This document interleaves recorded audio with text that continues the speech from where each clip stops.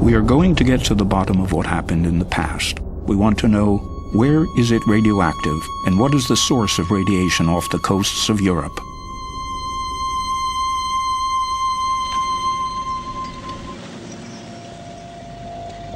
Anything radioactive was dumped in those steel barrels.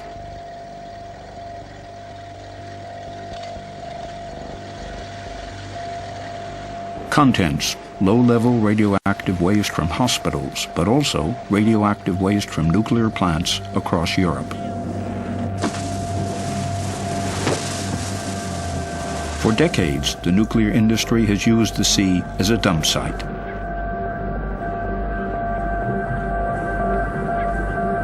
May 1967. In the port of Emden, Lower Saxony, nuclear waste from Germany, Britain, and France will be loaded onto the British cargo ship Topaz. The barrels are to be dumped in at least 4,000 meters of water. The nuclear waste was supposed to be diluted by the water. This is considered to be an absolute certainty. The British crew of the Topaz dumps the radioactive load into the sea. More than 100,000 tons of nuclear waste disappear into the North Atlantic, the Irish Sea, but also into the shallow waters of the English Channel.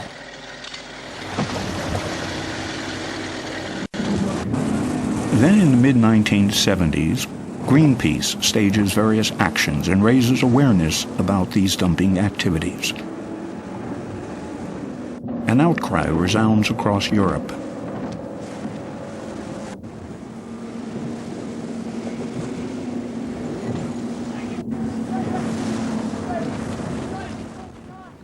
"32 years after the boat operations in the Atlantic, we meet two of the activists from that time at the Greenpeace offices in Hamburg.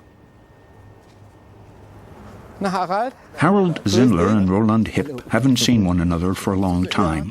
Both fought with great conviction and commitment against the dumping.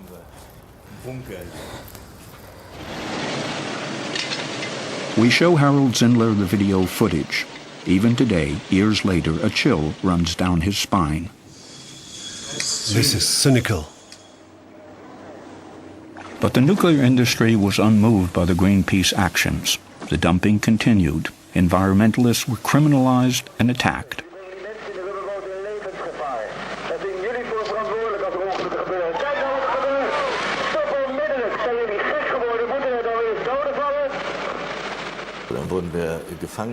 Then we were taken captive on the ship and were locked up in the bow. The dumping continued and we could hear it, and what we had just witnessed actually happened. A dinghy was hit again, and at that point the action was called off. It was far too dangerous and people could have been injured or even killed.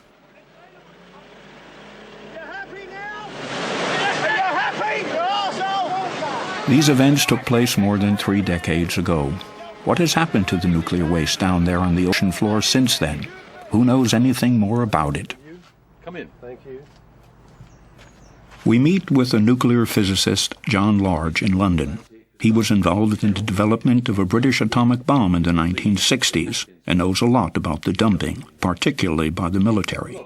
Large owns an extraordinary souvenir, a non-radioactive fuel rod from the Sellafield nuclear facility.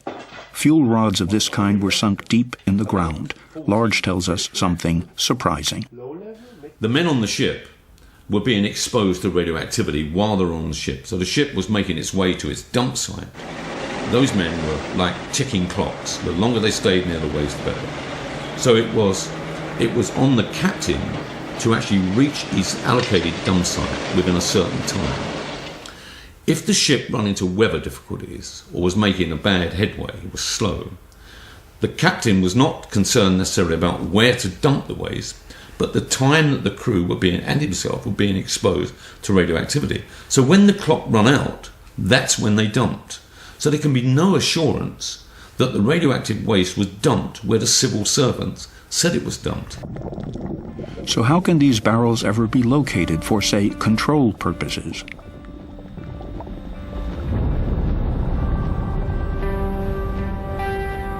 A look at official British dumping inventories raises even more doubt about the accuracy of the information. Entries relating to coordinates or ocean depths are often marked "not known." it gets worse.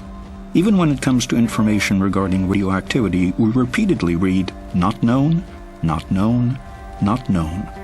This is according to an inventory of dumpings in the Irish Sea. Who could possibly know where the barrels are located? Perhaps the UK Health Protection Agency, HPA, might be able to help, as it is responsible for radioactive waste.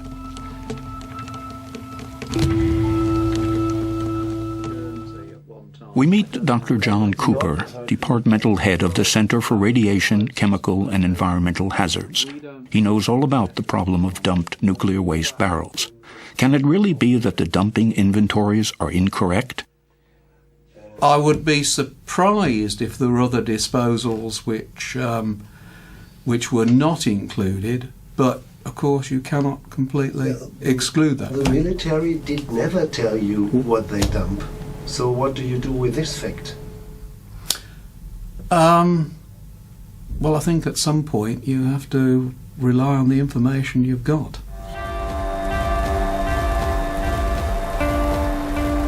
The UK nuclear reprocessing site Sellafield, formerly Windscale. The atomic waste also came from here and disappeared into the Irish Sea, into the Channel, into the Atlantic. The suspicion, highly radioactive nuclear waste may have been dumped. It was officially banned.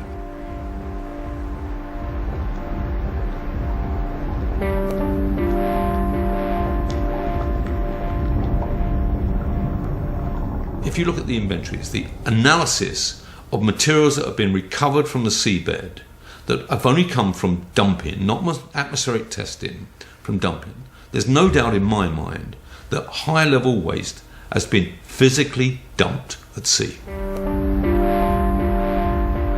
That would mean that the inventories are incorrect in this particular.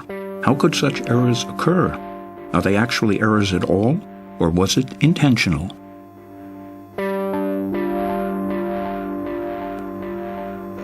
Powers that are written in a future. Michael Meacher might know more about this. He was Minister of State for the Environment from 1997 to 2003 and an opponent of the dumping policy. Charging for workplace parking levies and other measures which local authorities will put into their local charge.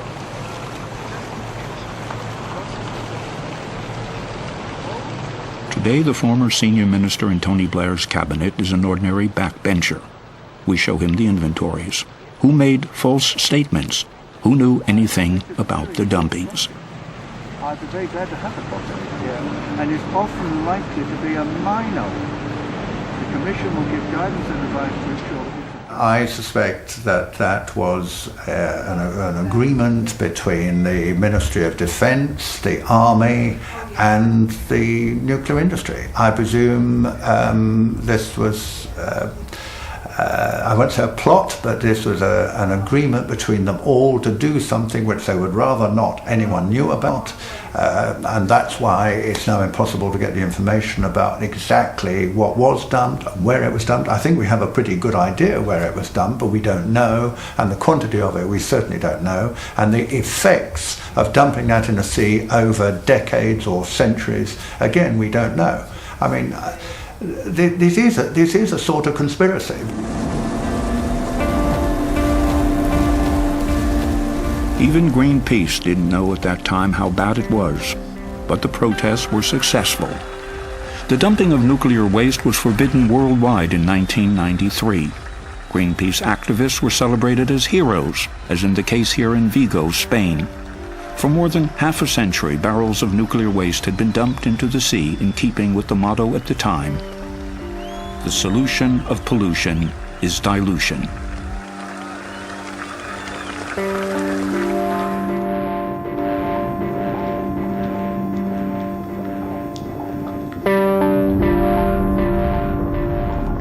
The fundamental underlying problem was that they assumed that if you dilute the radioactivity with tons and tons of water, it's safe to discharge. If you dump solid radioactive waste and it dissolves in tons and tons and tons of water, then it's safe to dispose of it in that way. And that is being proved wrong time and time and time again.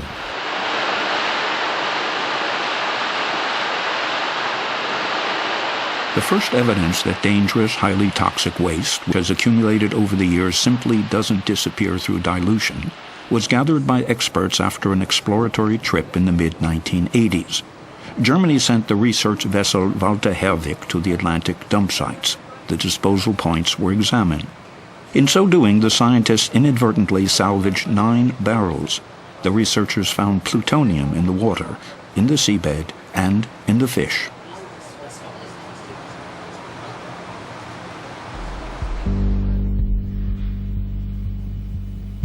Internal papers from the Atomic Energy Agency, IAEA, state increased concentrations of plutonium in the dump sites indicate plutonium leaks from the barrels. So now the toxins have finally arrived in the biosphere.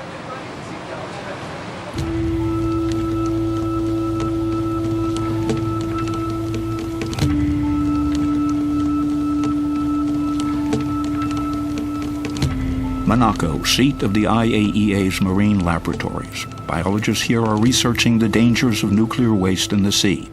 This is the head of the laboratory, Dr. Hartmut Nies.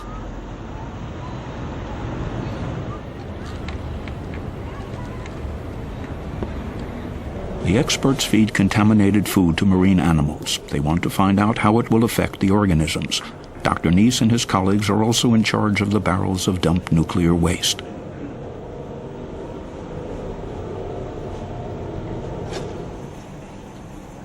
The key question is, what happened to the barrels? Are there still any undamaged barrels down there after all these years? Or are they all corroded? We examine the ocean floor constantly in any case, and we would certainly have noticed any barrels. So you would assume that the barrels in the English Channel would all have rusted open or have simply gone? I would assume so.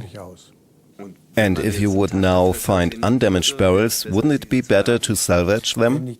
If it's not going to cost me a lot to get them out, of course. Yes. There hasn't been a single new investigation into the dump sites for 12 years. Is Nies right? Are all the barrels corroded?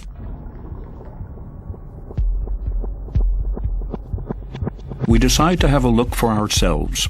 Herd Deep, an underwater channel in the channel close to the Channel Islands, is the only dump site within range of our resources and capabilities.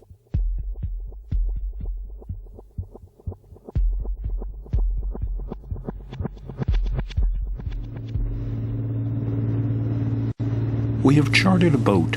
Herd Deep is approximately 10 nautical miles northwest of the Channel Islands, Alderney. A small submarine is supposed to provide us with video images. The unit is almost impossible to maneuver because the English Channel is known for its strong currents. The Greenpeace activist Harold Zindler is on board.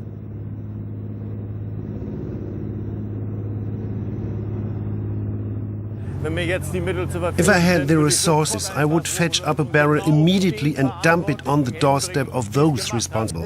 It is irresponsible. More than 28,000 barrels of nuclear waste have been dumped there. It's unbelievable. Herd Deep's special attribute: thousands of barrels of nuclear waste are not stored at a depth of 5,000 meters, but are sitting there in a mere 100 meters of water. Tension mounts. According to the inventories, there are munitions from the war down there, as well as nuclear waste.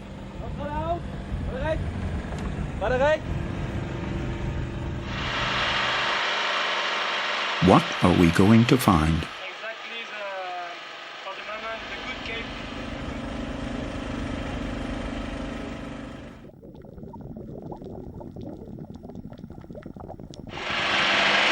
Sag Bescheid, wenn du Kabel brauchst. Ja, gib mir mal.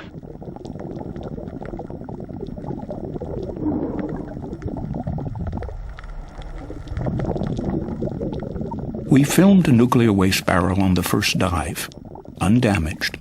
So there are sealed barrels still down there which could be salvaged.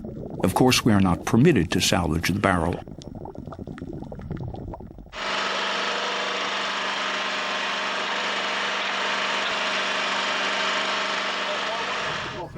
On the second dive, we also discover this totally corroded barrel. Up on the boat, the find leaves Harold Zindler upset. What shocked me most here? We discovered barrels very close to land in 140 meters of water in a place where we can even see Alderney and are looking towards France, which is barely 30 minutes away.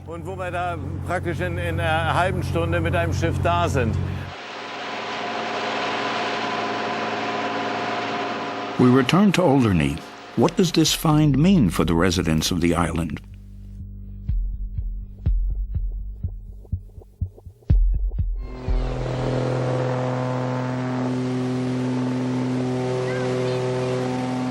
Professor Chris Busby approaching Alderney.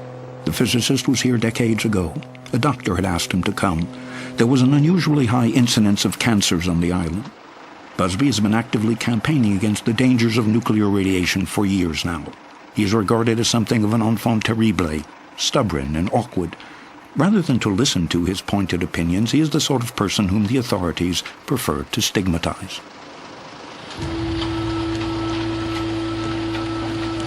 Alderney is a peaceful place. Time passes more slowly here than elsewhere. It has a total of 2,400 residents.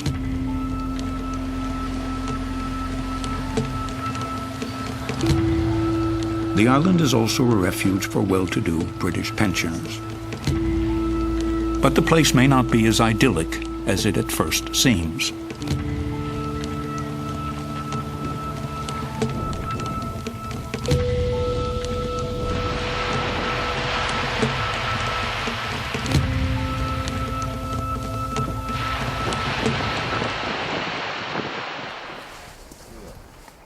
To our surprise, Busby first of all takes us to the cemetery.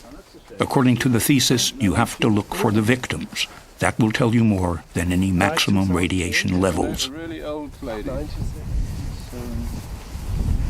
35. Where? There. No, for 50. So you only need to find one case of childhood leukemia on the whole island, and you've got an answer. You've got too many childhood leukemias. Too many. Another LIAM. We try to find out whether there really is an increased incidence of cancer deaths. However, the UK government keeps the precise statistics under lock and key. Data protection policy. Perhaps we'll find clues on the island. We take a stab at it and ask in the residential area near the cemetery about causes of death.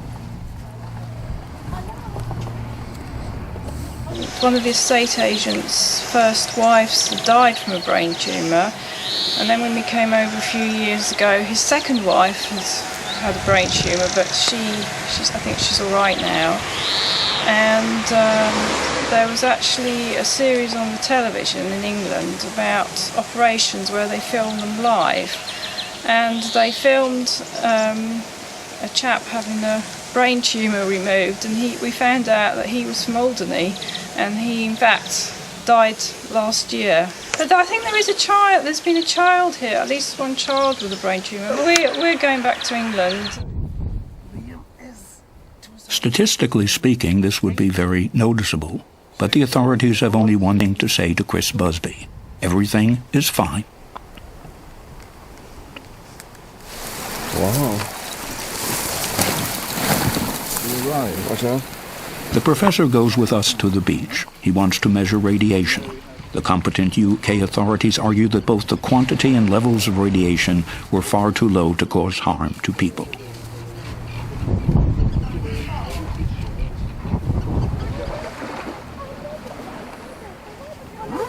What we have learned since the 1980s is that material that goes into the sea comes back to land. And it does this because the particles on the seabed, the very fine particles, attract the radioactivity, attract the plutonium and attract the cesium and all the other stuff. Professor Busby wants to go even further out. Dusk begins to fall and the tide starts to come in. Busby criticizes the authorities because they didn't do any of their own measurements, but simply guesstimated the levels of radioactivity out there in Herd Deep.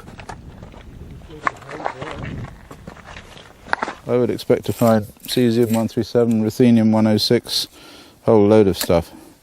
Plutonium. Plutonium. Yeah, for sure. So that might be quite poisonous here. Well, of course. Chris Busby's gamma spectrometer measures increased levels of radiation at this point. 204. But there was a hell of a lot of uranium from the Herd Deep. They dumped an enormous amount of enriched uranium in the Herd Deep. That was a very big amount of material there, so it's entirely possible that that also has ended up here. We also take readings with our Geiger counter. It is true, the level of radiation has increased. How dangerous is this for the people here on Alderney? Only requires one cell to be damaged to go on to form another cell and another cell and another cell and eventually form cancer. So every single dose, right down to a single radionuclide decay, has a finite probability of causing cancer. Is Busby on the right track, the outsider? And shouldn't the undamaged barrels be salvaged as a precaution? What does the director at the HPA, Dr. John Cooper, have to say?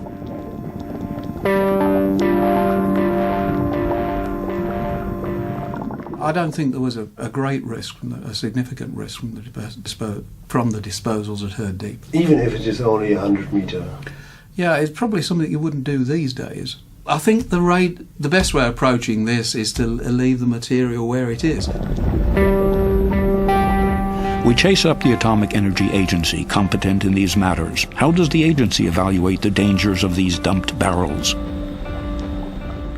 We have seen that the sea's capacity for dilution is so vast.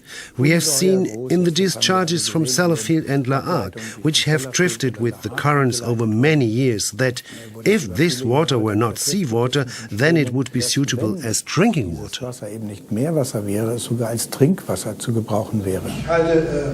However, there are differing opinions about this. Professor Klaus Gruppen has published textbooks on radiation protection. So, what about dilution in seawater to levels that would meet the standards required of drinking water? And is everything really hunky-dory? If the amount in which it is diluted is infinitely vast, if I discharge it into outer space, then it might be well diluted. But the Earth is a very small celestial body, and the concentration is constantly growing. Our conclusion: the radioactivity is only spreading out instead of disappearing altogether through dilution. There are no exact details about the location and number of barrels, and there is disagreement as to whether they should be salvaged.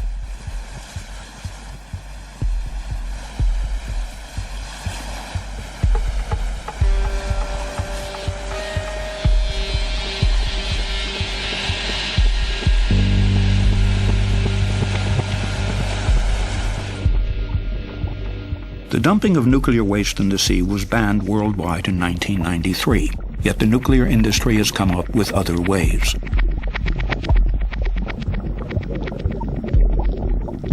They no longer dump the barrels at sea.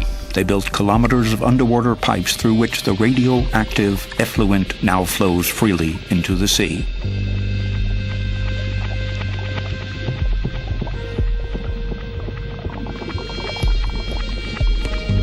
One of these pipes is situated in Normandy. It comes from the French reprocessing plant at La Hague. Greenpeace protested here too, underwater.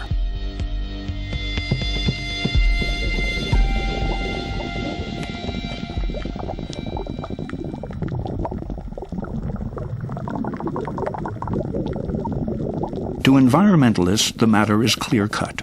This method of disposal through pipes destroys the environment, just like the dumping of barrels. The advantage for the nuclear industry? No more bad press because of the barrels. For the disposal via waste pipes remains hidden from the public eye, quite literally. La Hague is the waste processing plant servicing nuclear waste from all over Europe. Germany's Castors rolling into Normandy. But the people here are no longer willing to accept the abuse of the sea as a nuclear dustbin. David Boyer is a physicist, founder, and chairman of an environmental group. He is visiting a local primary school today and telling the children about radioactivity, toxic plutonium, and nuclear waste. David Boyer asks us to come with him to the fish market.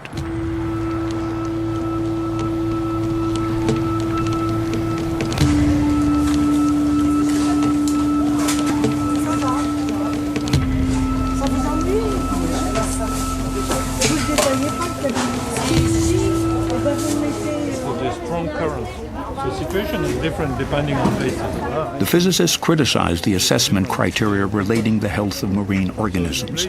According to him, Fukushima has changed things. We need to rethink. One can no longer say clean water equals clean fish equals healthy fish. Some of them contaminated and some of them not. It's more difficult with fish because they move around. So one fish picked up someplace, might have been in a radioactive place, get contaminated. So in these mussels, you might find something. So what could be found in this mussel, for example? Some of the radioactive elements discharged by the reprocessing plant, like iodine, cobalt. So it's more like gambling, like you might be lucky or unlucky. The toxic waste from the reprocessing plant at La Hague is no longer a just local problem for the people of Normandy. According to Boyer, marine pollution is a European problem. If you balance the benefit against the detriment, this benefit is almost zero, except for the local economy. But as a global point of view, it's zero. And the detriment is evident, so of course it is a sin. Boyer travels with us to Ostend, Belgium, 400 kilometers from La Hague. He will show us how far the radioactive toxins have already spread, for their origin has been precisely measured. He meets up with a Belgian activist. He gathers seaweed. The environmental activists distrust the measurements made by the operators.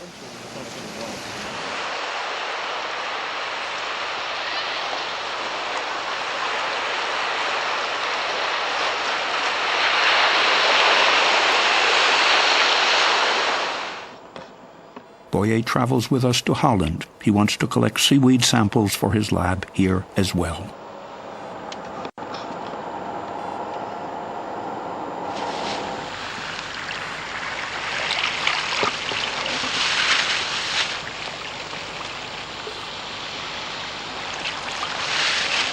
I have the iodine, the seaweeds from Germany there.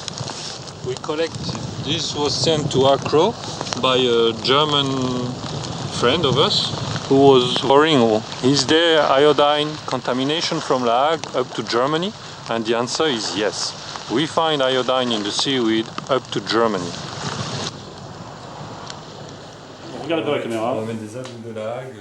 We are back in Accra's labs, the Citizens Initiative. The water that was just brought here by volunteers has given a 5-fold higher tritium value than the rating supplied by the French operator Arriva. It is now obvious why the citizens take their own measurements.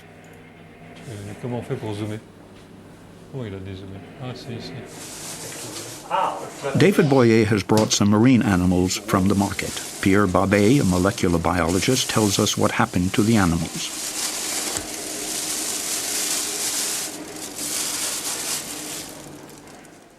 We now know that there is a very good exchange between the deep sea and the upper water layers. The radioactive toxins accumulate in the food chain. This little worm here, for example, can contain 2,000 to 3,000 times more radioactivity than its environment. It is then eaten by the next biggest creature and so on. At the end of the food chain, we discovered damage to the reproductive cells of crabs. And this damage, these genetic defects, are inherited from one generation to the next. And the effects and the mechanism of human cells and animal cells are the same? Yes. I don't know, a cell in human or in animal, it's the same.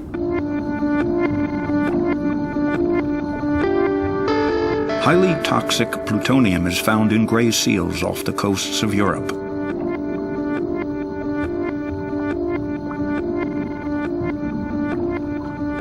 Radioactive cesium has been found in porpoises.